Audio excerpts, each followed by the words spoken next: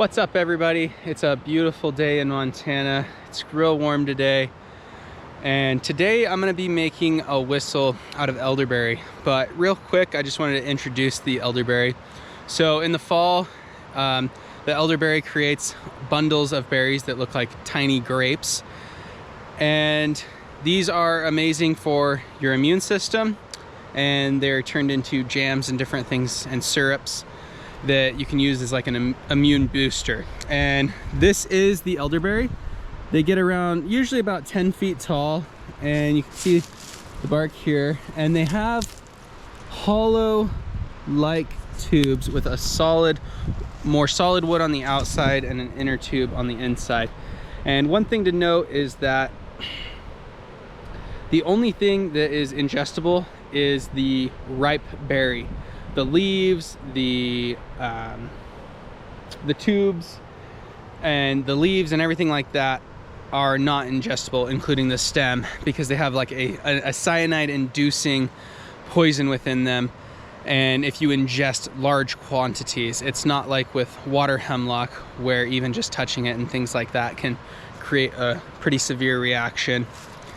But you have to ingest large amounts of it. So take that as a note of caution. They've been used as flutes and different things for a very long time. And I did a lot of research, and everything that it talks about said that ingesting them is the problem in larger quantities. So I'm just gonna be making it as a whistle. Yesterday I did it, and I kind of monitored myself too as I used it, and there was no symptoms of anything. So I'm gonna use the elderberry as a whistle today, and that is also kind of a word of caution for anything that is hollow. Doesn't mean it would make a good smoking pipe or a good whistle. It could be very toxic. So I'm just gonna go ahead and show you that these grow in large bundles. So we've got one here, we've got one right there, we've got one here, there's one way over there, there's another here, and we've got two along the road. So these things grow up everywhere. You can probably find them on the side of the road when you're traveling through Montana. So that is everything. Now let's build a whistle. And first thing is going to be picking out our wood. So I'm not gonna go ahead and tear any of this down. There is already so much old growth here. As you can see, this right here is already fallen. And I'm just gonna take it, and these, I'll show you about the size. These are what I'm looking for to make my whistle. And now, especially if it's not extremely old, you could just use your knife and bang against it. But I'm gonna be using a saw to get little sections of this so that I don't crack it. Because if you crack it, then the tubing is just, well, air will escape and it won't actually work. So I'm gonna cut this and get just a section of tube from it. All right, so I'm just gonna go on one side. They grow in these section tubes where they come off. So I'm gonna go on this side.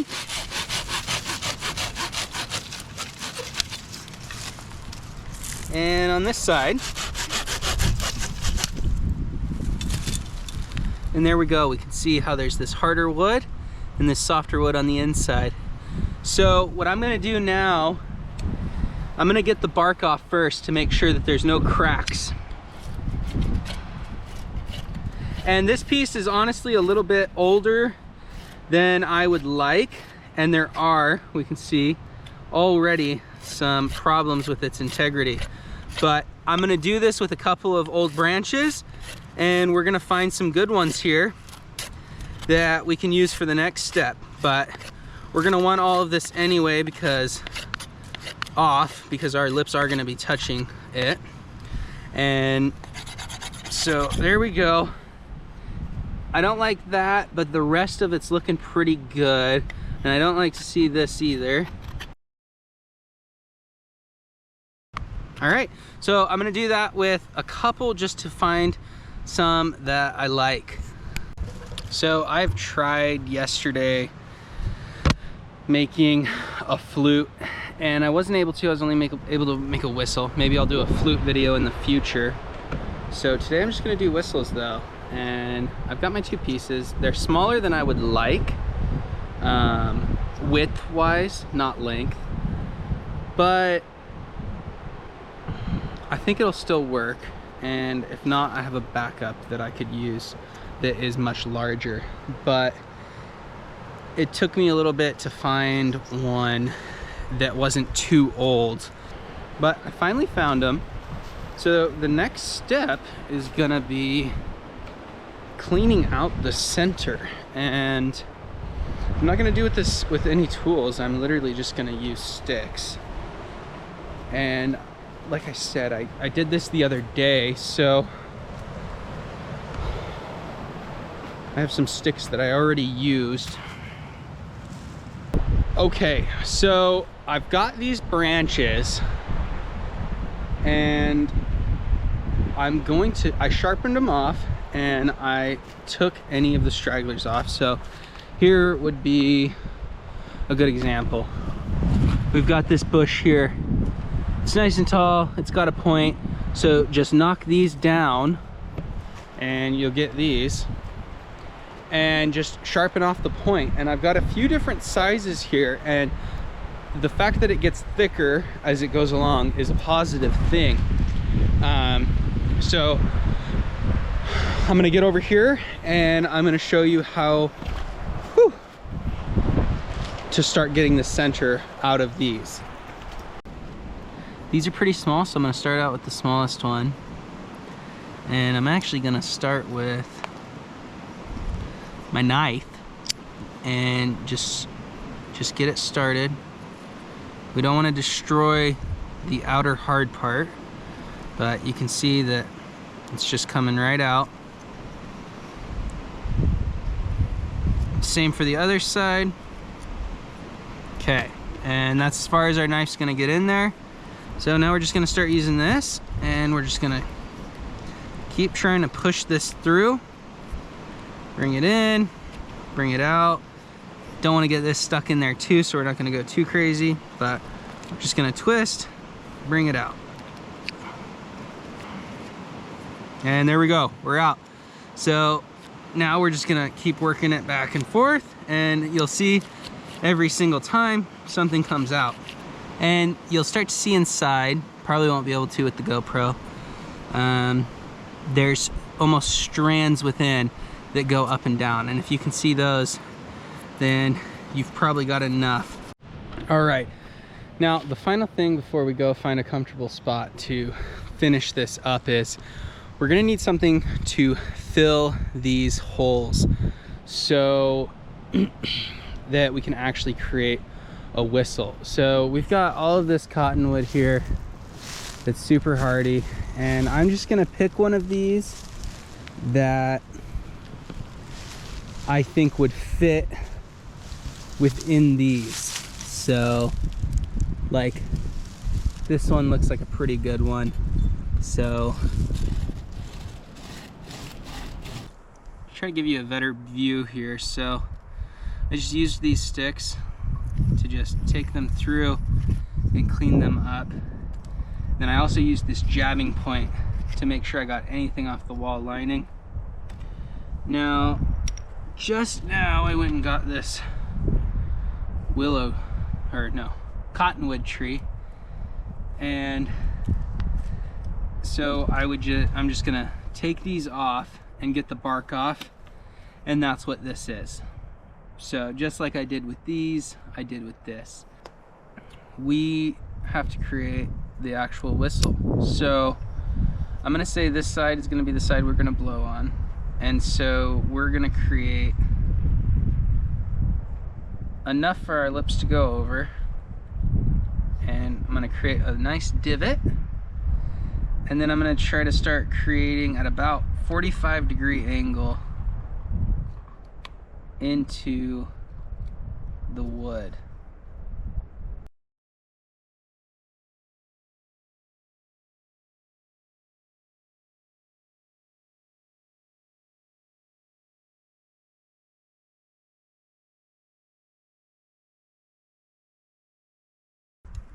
Now I'm just going to use this that I've created to make, yeah, there it goes. So we're through we don't want to go too far and make this too large.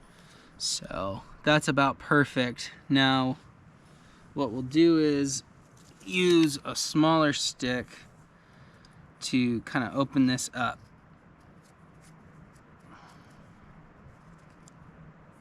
And create a nice place for the air to come out.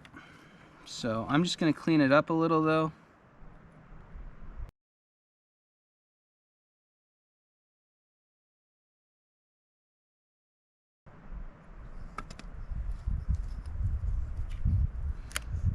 And I want it to be bigger, so I'm gonna cut that off. Oh, made it too big.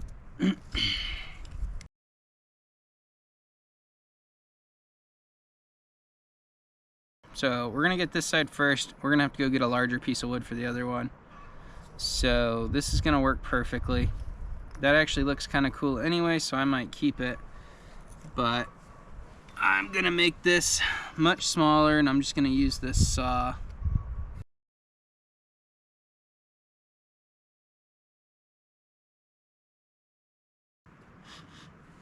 So we got air coming out this way. Now it's time for this. So we need this to go all the way in and be able to go to it. And so that's about perfect because we can actually see it. So we're gonna make sure it's nice and comfortable in there. But we don't want to split this wood, remember. So I'm gonna mark this so that I know that it's in line with this. So just like that. And I'm gonna pull it out, and I'm gonna start creating a little bit of a shelf here.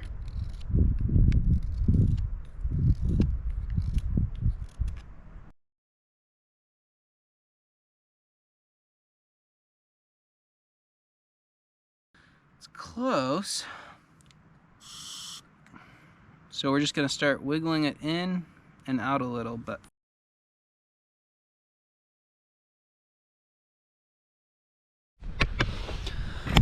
All right, it didn't take this long yesterday. I don't know if it's because the size is so much smaller, but I've got this end plugged up, and you can see that I've got it in there and in there. I went in and I cleaned it up. I changed the angle a little bit. I made this flatter. I did lots of stuff, but